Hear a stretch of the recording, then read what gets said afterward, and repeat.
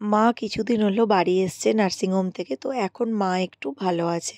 তো তার জন্য এখন আস্তে আস্তে সবাই দেখতে আসছে। আগেরবার মাসিমণিরা দেখতে এসেছিল, তো সেটা আমার আর ভিডিও করা হয়নি।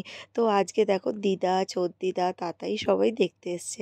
তো দিদা তো অনেক দিন ধরেই আসবো আসবো করছিল, যেহেতু নিজের মেয়ে হয় মনটা আনচান করছিল, কিন্তু কিছু করার নেই, একা যেহেতু আসতে পারে না, বয়স হয়ে গেছে, আর বয়সের ভারে দিদা অনেকটা কুঁজোও হয়ে গেছে, তার জন্য ছোড়দিদার সঙ্গে এসেছে।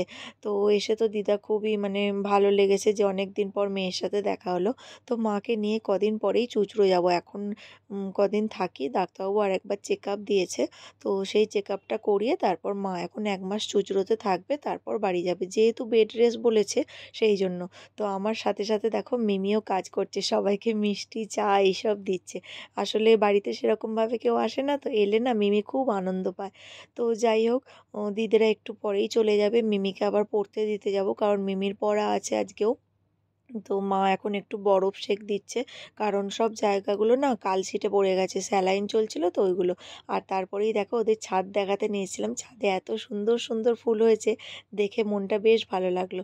তো চলো আজকের ভিডিওটা এই পর্যন্তই।